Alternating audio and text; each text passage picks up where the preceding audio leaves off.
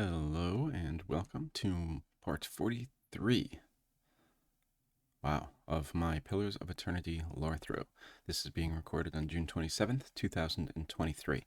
So even though I am starting this session in the same area, this is the Hearthsong Market in the Hearthsong district of Twin Elms. I have for a few days been going through the endless paths of Adnua, which is the dungeons that are underneath my keep at Cadnua.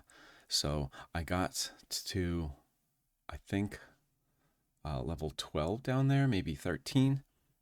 I've just been kind of going through it. I have been recording it. I'm not going to make it part of the regular lore through. I'm going to just release one video, I think, that has the entirety of the endless paths in there, and it will not be everything. It'll just be when I think there's something interesting lore-wise or anything else that I want to point out, it'll just cut between those things. So we're not going to see like all the combat and everything, since it is fairly combat heavy. And that's not a bad thing. It's just not what I wanted this to be about, but I still wanted to do it. And also, while I was down there, I did do a few things that I wanted you to be aware of. I did level up once, so I have level 10 characters now. And at this point, or maybe in a few minutes, I will cut to the level up choices that I made, so you can at least see that. Also, I fought some beasts down there that I haven't fought yet up here, so I wanted to take a look at the bestiary entries for vampires, for ogres, and for Vithrock, because I fought all of them. I think we already read Vithrock. We found a peaceful colony down there, but we also found some hostile Vithrocks. So I wanted to read some of those. So let's first look at vampires here. Vampires are kith that have had their lives unnaturally extended. Though they retain most of the normal humanoid appearance, they are merely a few missed meals away from devolving into mindless monstrosities, and they know it. As vampires maintain individual personalities and memories, this morbid knowledge may manifest itself in a number of ways. Some may become reclusive and cautious, avoiding any threats that could prematurely weaken or destroy them, and others become outgoing hedonists, seeking to enjoy every pleasure the world has to offer while they can. Sooner or later, every vampire, unless killed, will inevitably succumb to decay. Because vampires require living essence in order to stay alive, and the blood of kith provides the richest and most immediate source of it, they are shunned by most civilized communities. As a result, vampires tend to live at the fringes of society if they participate in it at all. So down in the endless paths, we ran into, I think there was just one floor, maybe two floors, that were just overrun with the undead, and there was a lot of vampires in the lead of the groups that I ran into.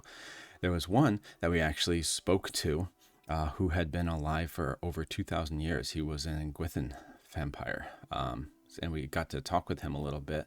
But in the end, I decided that I wanted to kill him anyway. It was a difficult fight, but we were able to make it through. So vampire is the first stage of undead in this game, and they do have to feed on living essence in order to stop themselves from decaying. And we saw a vampire that had been alive for thousands of years because of the soul essence that was included in a big Adra statue that's down in the Endless Paths. Okay, next thing that I wanted to go over was ogres. We haven't run into an ogre in the playthrough so far, Korthrak or something like that, but we didn't actually fight him, so we didn't get a bestiary entry. I think all these druids and matrons are the same things, yeah. Ogres are large, thick-skinned creatures standing between 10 and 12 feet tall. They are heavily muscled and typically attired in furs or skins of their prey.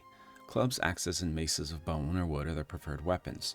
Ogres are as intelligent, often more so than civilized races, civilized is in quotes there, but their overwhelming hostility towards even their own species keeps their numbers low. Despite their natural intelligence, their volatile temperaments have historically prevented them from concentrating long enough to create anything of significant cultural value. Most live semi-nomadic secluded lives in the wilderness, where they are less likely to encounter others. The only time they reliably come together is during the mating season, which often does almost as much to reduce their numbers as it does to replenish them. Ogres with a more peaceful streak take particular pains to avoid contact. On the rare occasions that ogres are found working together, they are almost always operating under the direction of an ogre matron. Ogre matrons are even larger than male ogres, but tend to be less aggressive toward their own kind. When ogres have banded together, they have often represented an insurmountable threat to other kith. So down in the Endless Paths, we ran into a number of ogres. I believe it was just one floor. There was a large group of hostile ogres and one friendly ogre. And what had happened while they were down there is because of the lack of food they were able to get, there were some Zorps down there who disease ran rampant among the Zorps down there. So they couldn't eat the Zorps anymore, so they resorted to eating themselves. So they were ogre cannibals, basically. And one of them was still friendly, but all of the other ones attacked on sight. And then finally, I think I read Vithrock already. Yeah. I just read it from the actual guide, though, and not from this bestiary. But we did fight some down there.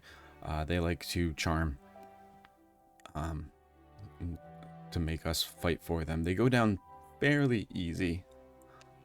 But if there's a number of them, then they can be more difficult because they charm and dominate and make my party fight for them. Last thing I wanted to go over here is we did a lot of Kana's quest. So I wanted to check that out as well. The entry in the journal for Kana's quest.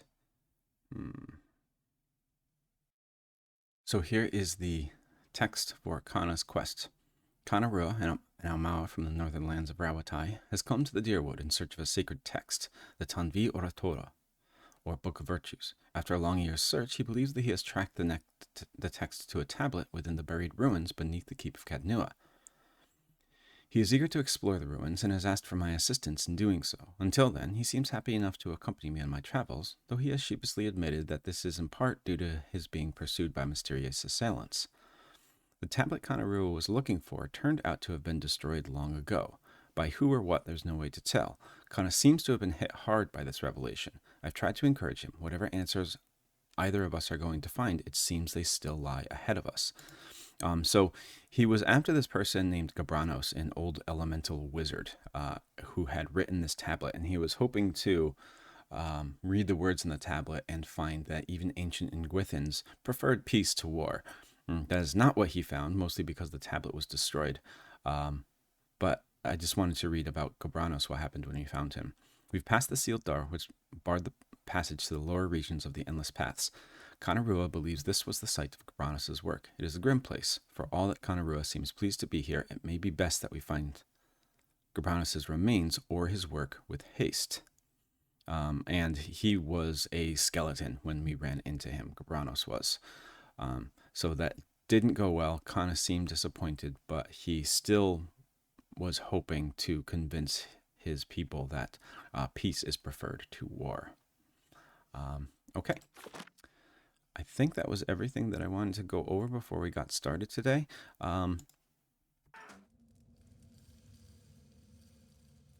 While on the 8th level of the Endless Paths, I leveled up, so I wanted to make sure I recorded this so I could go over my level up choices. So first we have Adair. For Adair, I gave him +1 athletics, so he now has an athletics of 11. And I gave him the Adventurer weapon specialization, which I can't click on to see what it is, but I know that it had the flail in there. So now he does more damage with the flail. I think that was like a level up from the initial proficiency, and now he is even better at using this flail. Next we'll go to Bjartur. I messed up and hit done for Bjartur before I went over my choices. I gave him a +1 in lore, so he now has a lore of 8. I gave him the spell Going Between, which an ally superficially takes the form of a spirit. Their movement is increased, and many incoming crits, hits, and grazes are converted to a less severe result. So hopefully that'll help when like Durance and Aloth start getting targeted really early. And I have Psychic Backlash, which invokes a retaliatory strike, stunning an enemy whenever they target the Cypher's will defense, and I upgraded it with my level, which is Brutal Backlash. It becomes especially traumatic, inflicting a small amount of raw damage to the target when hit. Next, we will level up Kana. Kana, I moved his athletics up 3. He had 0, so I got him 3. Hopefully now he stops getting hurt during all those scripted interactions. I gave him a new invocation. I need 5 phrases chanted to summon 2 fearsome ogres to fight for the party. And finally, I gave him the gunner talent, which means the reload speeds are faster for the guns that he wields. Finally, we're going to level up Aloth. For Aloth, he also had athletics of 0, so I moved it up to 3. Although now I'm wondering, it was always Kana that these things, that the scripted interactions happen to. And he got hurt during them. I wonder if it's just below a certain threshold, it chooses one of the characters. So we'll have to see. Maybe they'll keep getting hurt after this. I also gave him the 5th level spell Call to Slumber, which causes a group of enemies to momentarily fall asleep and fall unconscious for a short duration. And I gave him the Noble Weapon Focus talent, so now he can use his scepter with more proficiency. I'm realizing now he must have got charmed and switched over to his rapier, so I'm going to change that. Aye?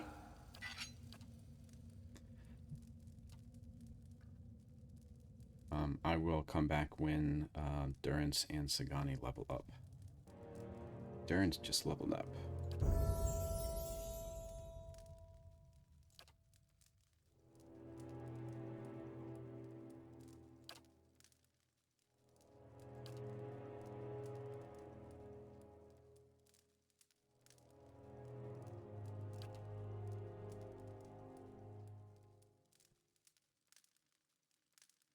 For Durance, I moved his mechanics up 1, so he now has a mechanics of 9. Hopefully he can get some of these traps he's hasn't been able to get now. And I gave him a bonus 4th level spell, so he can cast 1 more 4th level spell per rest.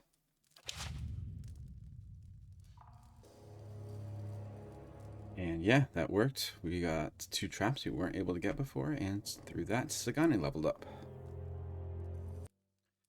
Sagani, I upped her athletics by 3. She was down at 0.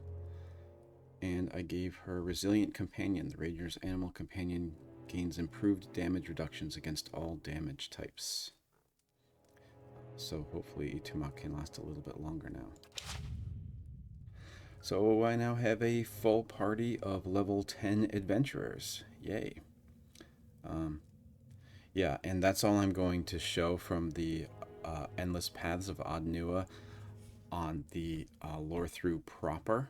I will be also posting a playthrough of the Endless Paths with most of the combat cut out and just showing interesting things as far as lore is concerned, and kind of skipping all the combat and everything and just highlighting certain things that I think are worth highlighting. But that will probably be out after I am completed with the actual lore through of the Pillars of Eternity game. Okay, thanks. We spent a lot of time in Defiance Bay, and last we saw it, it was like burning down because of riots and stuff like that after the animancy hearings. So it was nice to get out of Defiance Bay. So naturally, I want to return to Defiance Bay very quickly this time.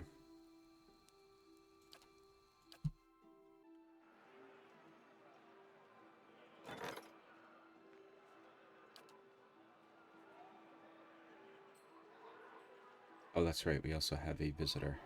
I meant to go visit her before I left Cadnua, but we'll head there before we go back to Twin Elms. Oh, I thought it said that somebody was here. Oh, yeah.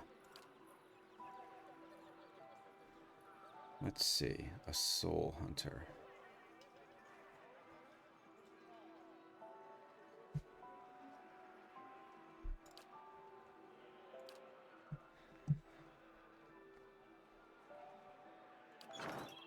And here I want to go to Crucible Keep to talk to Dunstan. Because I found pieces of a blade in the Endless Paths of Adnua, and I want to see if he is able to reassemble the blade. There were 4 pieces, 2 parts of a blade, the hilt, and a pummel stone.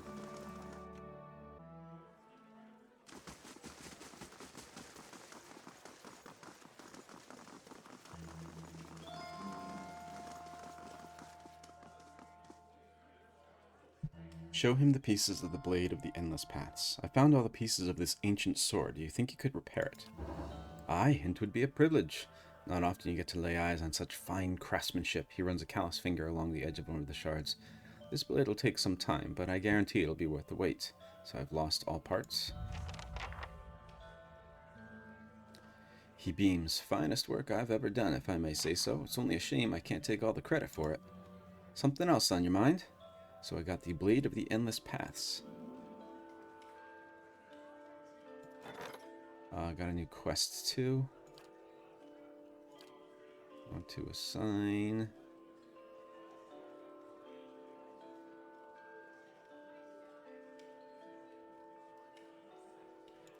Oh, Gina again. Oh.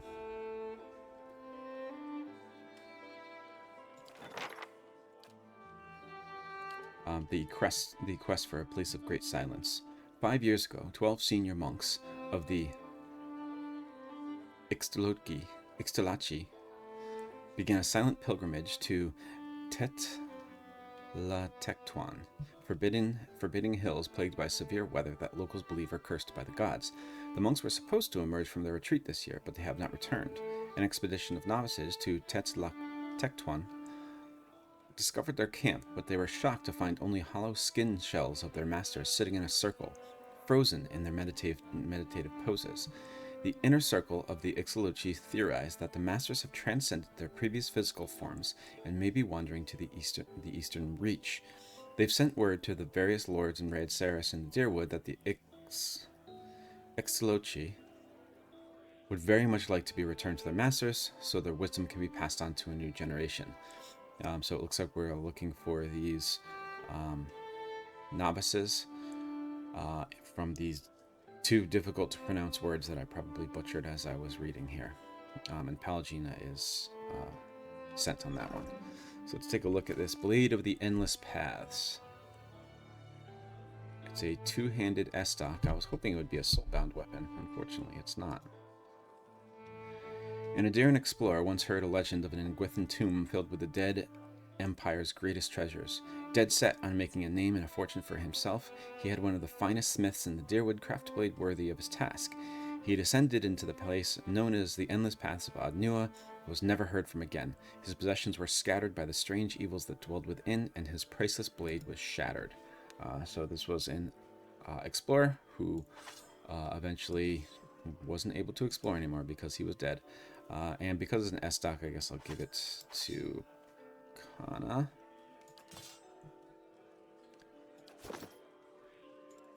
Okay, next I wanted to go to Cadnua to meet with the person who is here to meet us. And then we will continue on. Of all the things I've gotten used to, food was the hardest adjustment. I quite agree. Deerwoodans oversalt everything and drown it in sauce. And they burn out all the flavor. Nothing like a raw deer flank. Tasty. And then after we go to Cadnua, we will finally go back to Twin Elms. Oh, I wanted to check out the sanitarium while I was here. The sanitarium actually, and Dunreed Row, Hydra House.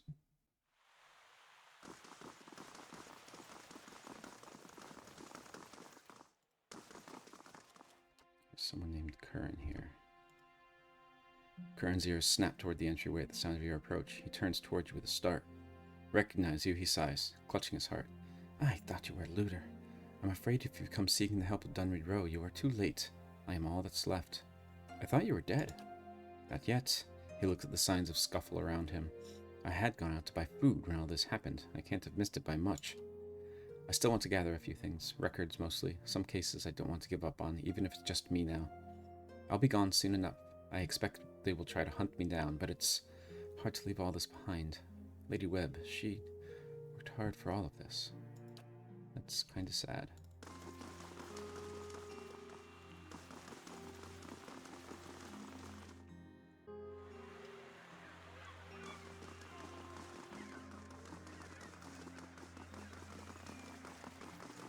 Yep, can't even go in here anymore. You see that the roof has completely caved in. Top floor as well. We see a bunch of the beams and stuff from the roof down here, probably from the top floor. So it has been completely destroyed after the animancy hearings.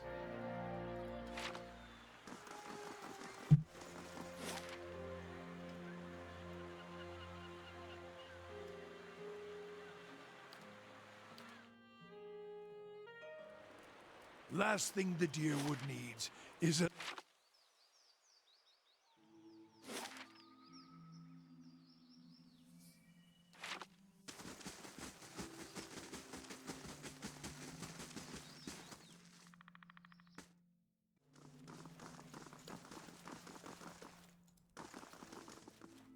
Got a moment? Would appreciate a chance to talk. This is Odina Feargust. My lord, I don't wish to trouble you, but I could use your help in a personal matter. Very well, let's hear it. You call your allies together and motion for the petitioner to step forward.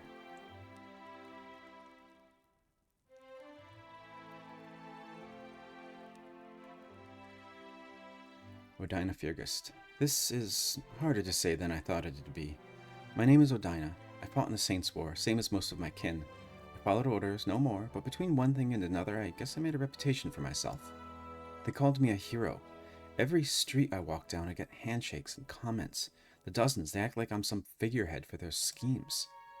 The things I've done, I don't get much sleep. The last thing I need is all this attention.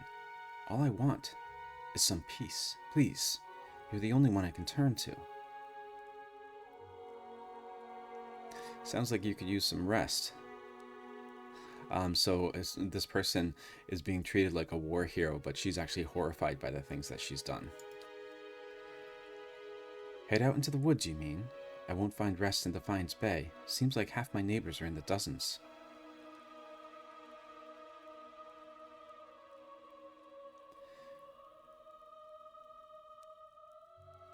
You're welcome to stay here until you're ready to return. Really? That'd be wonderful. Just a little time away would be enough. I'm sure of it. Thank you, my lord. Okay, nice.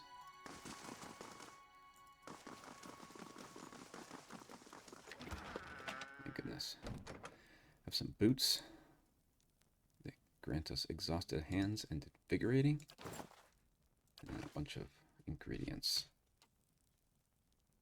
Welcome.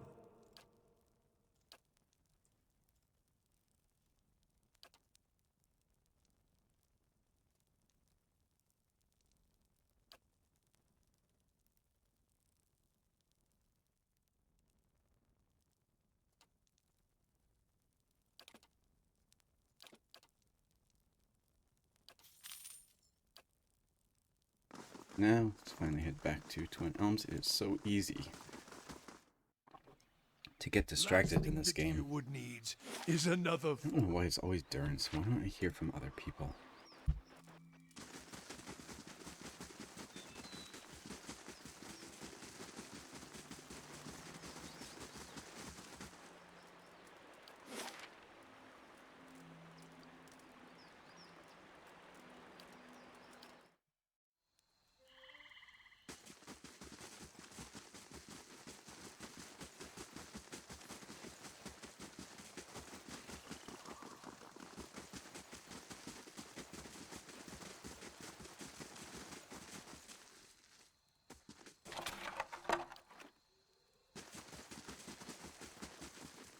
Hey,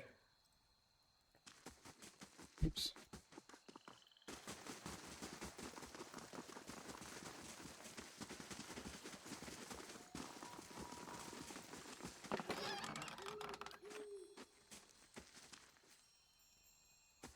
This is just a Glanfathan home. Let's go and see what's in here. In RPGs, you can just walk into someone's home. There's not even anyone here. I just walked into an empty house.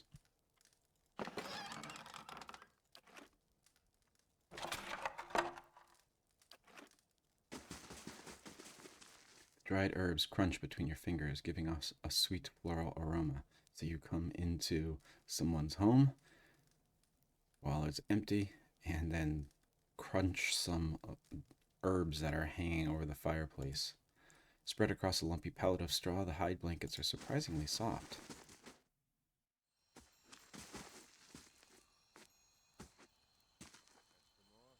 Protector. The guard places his spear between you and the path that leads beyond the gates.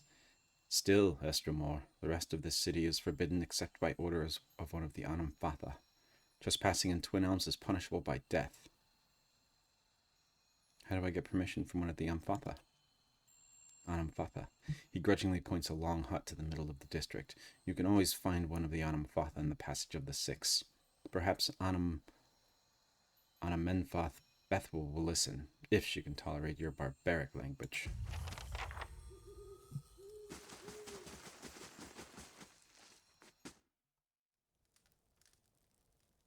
Someone in here. Seeds and husks have been scattered across the floor. This is Lency. Builder's wisdom to you. Welcome to my home, Estromor. I am Lency, healer and guide. What brings you here? Tell me about yourself. The locals have called me a wise woman, a term of respect, I'm sure, but it makes me feel my years. I'm an herbalist and healer. I spend most of my time caring for the ill, helping with the delivery of children and making remedies for those in pain. I like your songbird. Does it have a name? Where is it? Look out for that. Well, he does, she blushes, but I ought not to let my friend's daughter name him. The name is long and rather silly. The short version is Beaker. She rolls her eyes and smiles. The next bird I have will be named after an animancy. I should be going. Oh. Where's the songbird? The edge of the shelf is daubed with bird lime. I can do that. That's settled. She's got a flask of war paint. War paint crafted by the Ethic Noel have empowered Glanfathan warriors to perform great feats of strength and dexterity for hundreds of years.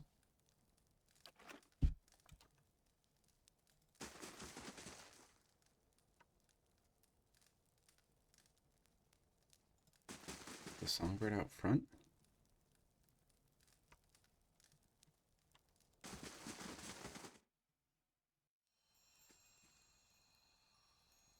Don't know where it is. Oh well.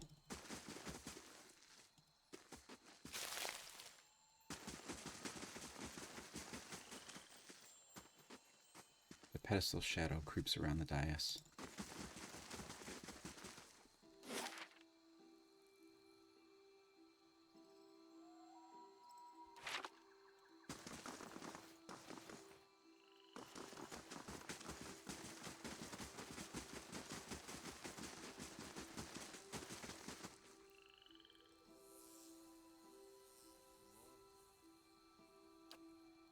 Just another guard stopping us from going to another district.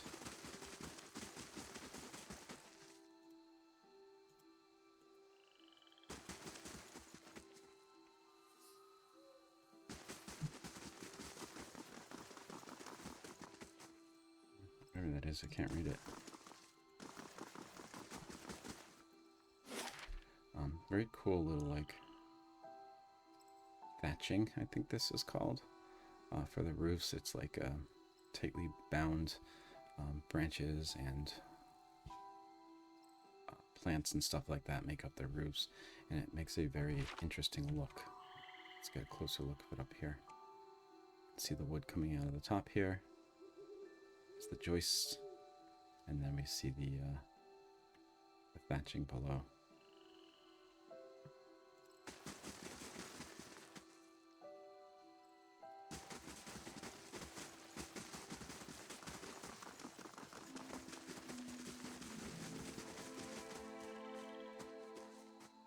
stones have been worn smooth by centuries of wind and rain. I wonder what this is. This must be like some kind of old Ingwithan thing, maybe? But I don't know, I don't think so.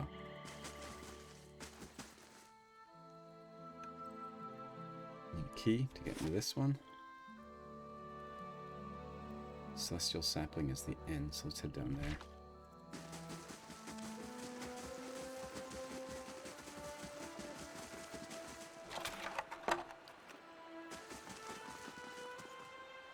The water is cool and crisp.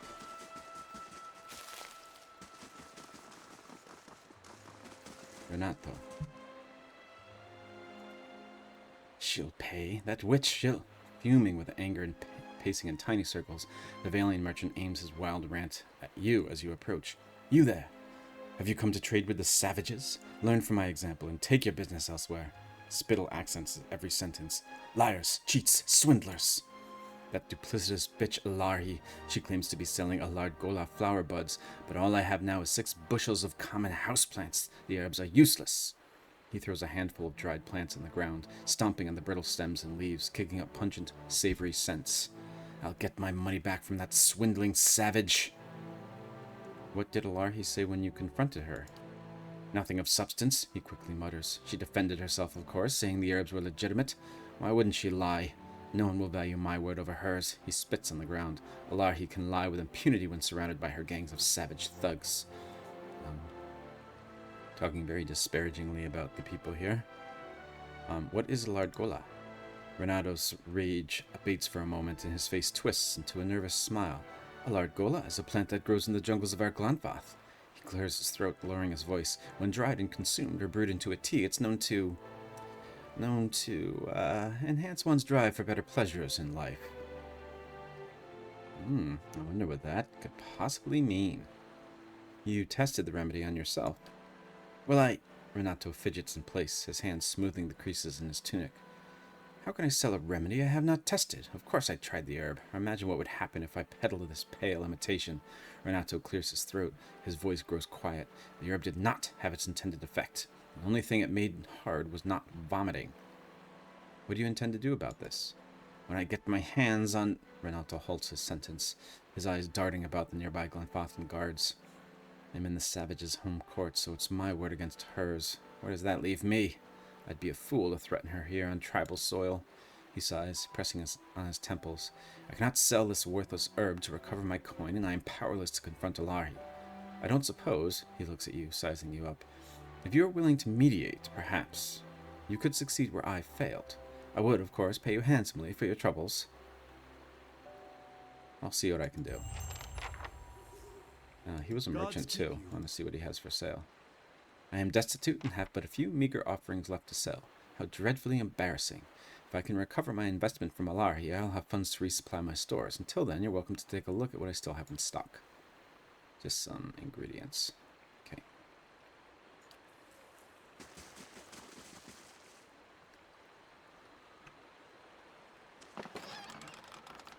We have Rotek here. Is that the ogre?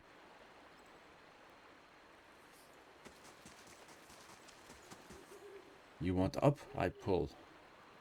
Oh, that must be how to get to the Celestial Sapling.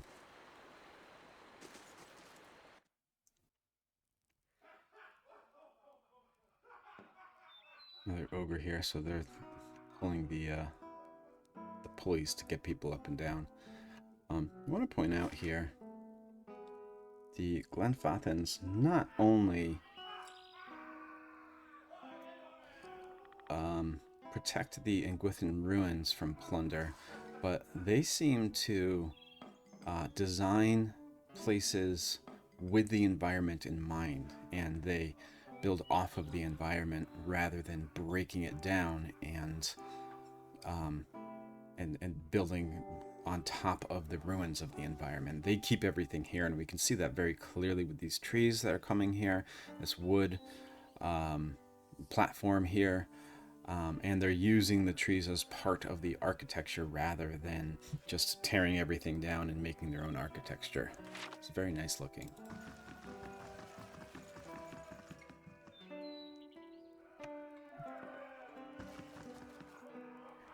The unusual stone pulses with warmth. I don't know what that is.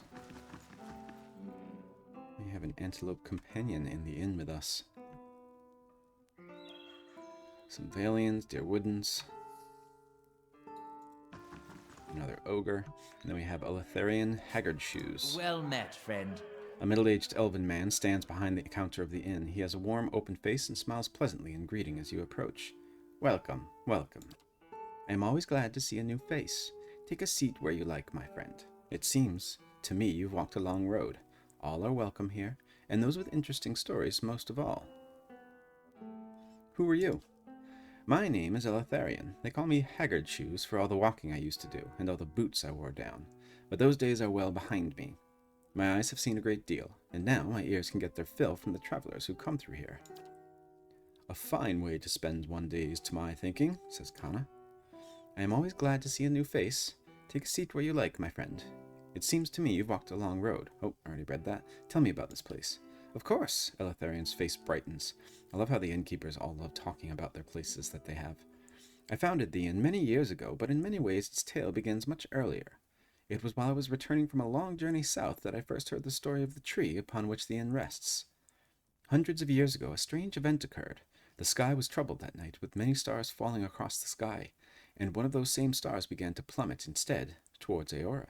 It fell here, striking a young tree and burying itself within like a fiery heart. But the tree survived, and over the years it grew and grew and grew, twice as big as its fellows in half the time, until it reached the size you see now, and grew no more. Hearing the tale, I knew I must find the truth, and you see it there. He gestures towards the large stone in the center of the room. Around the tree's heart, I built this inn, to welcome all travelers who might look upon it. Kana looks over at the stone and grins. A fine story. I'll carry that one home. Then the rest of it's just regular innkeeper stuff. We have a spirit spiral. These braces are made from a coiled strip of bronze. Though tarnished and beaten almost beyond usefulness, they glow with a soft violet light. Of the many experiments of the ancient Ingwithans, some involved infusing equipment with soul essence. The hammered patterns on these bracers suggest they were originally pieces of Animat armor. But among the fragments of essence swirling inside, you detect not only the focused energy of an Animat, but also the essence of an elven cipher who created the bracers and tried to enhance them with a fragment of his own soul. Grants Whisper of Treason, where you can charm a target. Oh, that's a cipher skill. Welcome.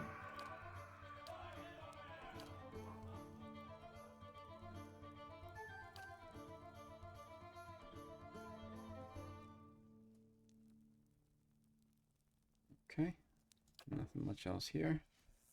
Well, I just remembered I did get a pair of boots from the stash at Cadnua. Patchwork boots, once worn by Adram Delphar, elder paladin of the kind Wayfarers. They were a gift from other members of the Order for your help in laying Adram's body to rest near Redflower Lake.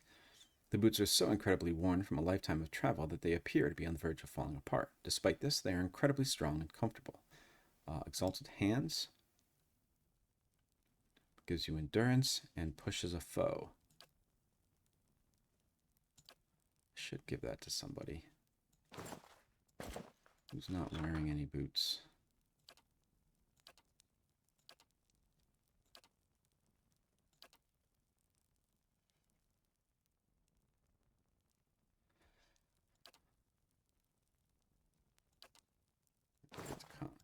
Okay.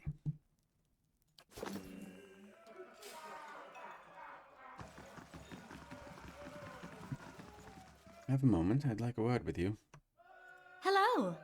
This is Quineth. A slender woman in dusty leathers locks eyes with you. It's good to see someone from more civilized lands around here. Her unkept hair sprouts in wavy black tufts. Despite the fine features that sculpt her face, a cleft chin completes her boyish appearance. Like our own world, it seems like the people here use the word civilized to mean like up-to-date architecture and buildings and those kinds of things. Then they consider these people to be uncivilized, although they very obviously have a civilization here. Yeah. I'm learning firsthand the many shortcomings of Glanfathan hospitality. Her gloved hands come to rest on the pommel of a long estoc cinched low on her hip. I can almost forgive the hostility toward outsiders, but the temperate taverns and their watered-down drinks? Inexcusable. I hope I don't seem too forward, but I need to help my friends and you look like the right person for the job. A sly smile carves a dimple on her cheek. Which is to say, you're not Glanfathan, making you the closest thing I've got to an ally in this paranoid land. She gives you a coquettish sideways glance. And allies, well, they help each other, do they not? Ugh. Who are you? The woman pats the dust off her leggings and gives you an exaggerated curtsy. Where did I leave my ambassadorial manners? She flashes a mocking smile. I am Gwyneth. Pleasure to meet you. She lifts an eyebrow with a blushing smirk. For the time being, though, I'm just another Estremor minding her own business. What help do you need? My friends have drawn some unwanted attention. Gwyneth looks on both sides, scanning for uninvited listeners. Glanfathan's scouts, and not just any mob of local zealots, the Fangs. She pauses to let the name settle in the air. The Fangs are a brutal, relentless bunch, eager to make an example of troublesome outsiders. I don't know if the Fangs is a reference to just a group of people here that call themselves the Fangs, or if maybe it is part of the tribe, the Three-Tusked Stelgar, who are the deadliest of the tribes, of the 6 tribes of Glanfathan. I'm not really sure about that. As for why I need your help, her smile widens as she speaks, I need someone who can warn the expedition that trouble is coming. I need someone ready to fight if it comes to that. She taps her hand in the pommel of her estoc. With any luck, we'll reach my friends before the Fangs do, but if not, the Fangs have a reputation to uphold, so this might require some spilling blood. What did your friends do to draw the attention of the Fangs? Just setting foot in Glanfathan is a good way to offend the tribes. I don't know how they picked up our trail. I suspect one of our newer scouts didn't cover his tracks well enough. When I spotted the Fangs, they were retracing a path the expedition had taken days before. Tell me about your expedition. I like to think we're on a mission of reclamation. Gwyneth darts a shrewd smile. It is said that our armies left behind many valuables in their hasty retreat from Glanfathan at the end of the War of Black Trees. So the way I see it, we're simply gathering up what our ancestors left behind. I doubt the Glanfathans agree with me on this. My expedition set out from Defiance Bay, heading directly east, crossed into the Glanfathan lands. I split off once we arrived at the Vale, the natural frontier between our nations. The plan was for me to keep my eyes on the Glanfathans while the main group secured the target area. For days we eluded them. She walks her fingers over the back of her leather glove, leaving a trail on its dusty surface. But the Fangs got wise to our presence. Your friends are trespassing. By local custom, they're criminals. Gwyneth frowns and blinks at you several times. You'll forgive me if I'm not sympathetic with face painters and their barbaric laws. I'm not pretending what we're doing is noble. I just don't believe trespassing is a crime that warrants execution. As awful as she is, I guess she's right there. Why aren't you with the rest of your friends? Why not warn them yourself? Her posture stiffens at the question. It was my turn to handle far patrol. I spotted the Fangs on my trek back to camp. I knew that rejoining the main group would risk leading the enemy right back to the expedition. I know the woods, and I know how to stay quiet, but I didn't want to stake my friends' lives and my ability to sneak past expert hunters like the Fangs. If they noticed me warning my friends, we'd have been overrun. Gwyneth tilts her head to the side and points to you with a grin. But if they notice me and some reinforcements, like, say, you, well, at least we can scare them off or put up a good fight. I guess I'll help them warn the expedition, but hopefully it doesn't come to bloodshed. Gwyneth smiles with an overt display of dimples. Excellent. I knew I could count on you. She leans in and whispers. Assuming the Fangs didn't already get them, my friends should be at or around the Pilgrim's Trail in the Northweald. The plan was to camp along a trail leading to the Temple of Hylia. Find my comrades. Warn them the Fangs are coming, and help them clear out the forest. I'll head out first on my own to see if I can't lead the Fangs astray and buy us some time. She pulls her estoc a few inches out of its scabbard and cracks a smile. If the gods smile on us, we won't have to draw steel. Should it come to that, I'm glad you're on our side. A cool breeze whistles through the leaves. A simple test, that's settled.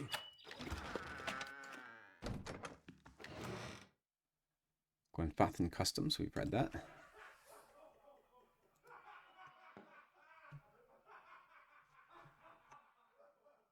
This person over here. Celera Trelaire does not have anything to say to us. We have Beloved Land, Poems from our Glanfath, which we have read. I think we've read. And Elementary Glanfathan. Let's see if we read that first book. I know we haven't read Elementary Glanfathan yet. Okay, yeah, we read the poem. This was the one of the tree and the wind. But we have not yet read Elementary Glanfathan, so let's do that now. Your soldiers are not fully armed or even decently dressed without some basic knowledge of the Glanfathan language. If your scouts cannot eavesdrop, if our captured soldiers cannot recognize the words of their captors, or if our officers cannot answer a call to parley, we fail. Knowing just a few simple face painter words could mean the difference between tactical success and defeat in detail. Interesting that this is here. I wonder if that means that this is where the woman, Gwyneth, was staying, and she brought this book with her. Because I feel like in Twin Elms, they wouldn't have a book that says knowing a few simple face painter words could mean the difference between tactical success and defeat in detail. Glanfathan writing is, like Adiran, adapted from the old Valian alphabet brought overseas by the Adirans long ago. The Glanfathans put their own spin on this alphabet, so there are some noticeable differences that can confuse the uninformed. A and A with the, I don't know what that's called, is the difference between paw and pet. E and E with the same symbol is the difference between hen and hay. I and I is the difference between ilk and eel. O and O is the difference between oats and ought. W and W is the difference between butt and boot. Okay, so I was saying it right, Pugra. Nice. Note the last part. In our Glanfath, the letter W acts as our letter U. Speaking with a constant woo sound is the perfect way to alert a Glanfathan to the fact that you're a dear wooden struggling to learn the language. See Estremore in the glossary below. And keep in mind these tricky differences. DH is used for the hard thorn sound, such as this and that. Conversely, TH is a softer sounded Glanfathan, barely vocalized like when one says thief or thought. C sounds like a soft SH sound. SI sounds like a soft SH sound, like ship. Put an accent on it, and SI sounds like she. You add an H sound in either case. There's no replacement for actually learning Glanfathan by immersion, but to get you started, here are some important words that you and your soldiers should know. Anam is soul, so Anam Fath, plural Anam Fatha, are the spiritual leaders of the tribes, so there's the reference to soul there. Argus, which is armor. Benwin, which is life. Blade. Blithe, which is wolf. So this language here must be based on something because Blithe is also the name of a half-wolf in the game Elden Ring, and it is spelled very similarly. I think it's DD at the end rather than DH.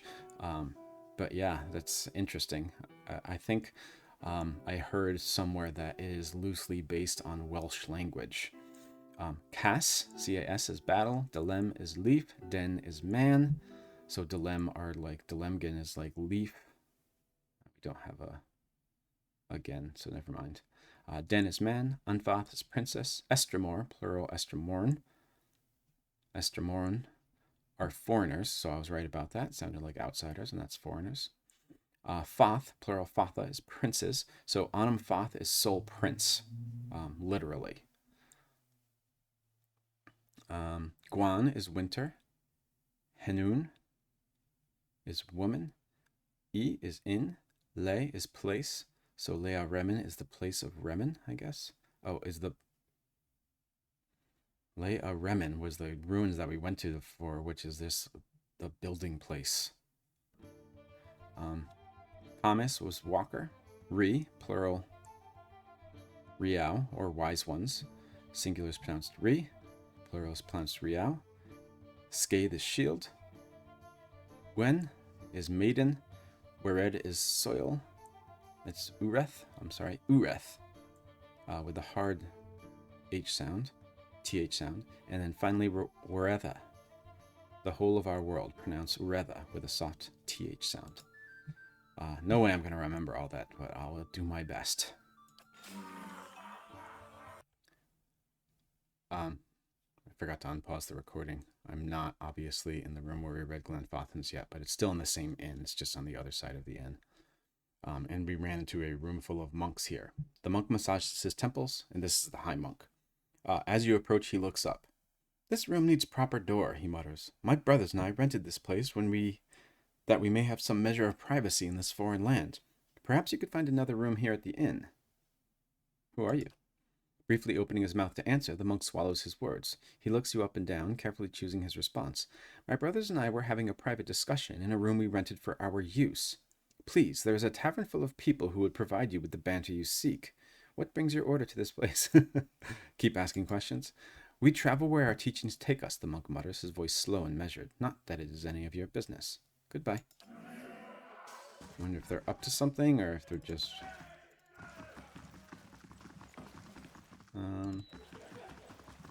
Okay, so...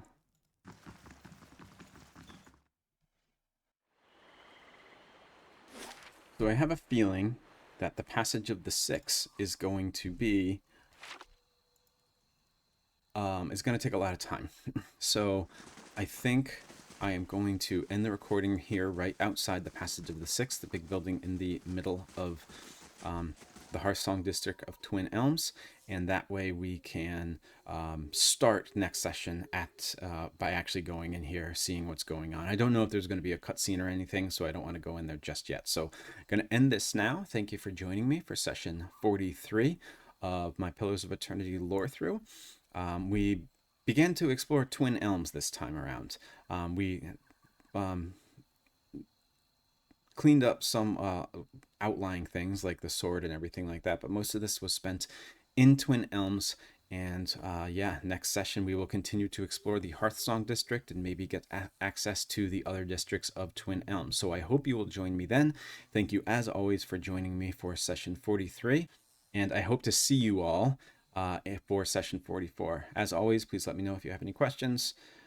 Please let me know if I missed anything, if I got something wrong. I'd love to hear from you, and hopefully we will see you in session 44. Thanks, everybody. Bye.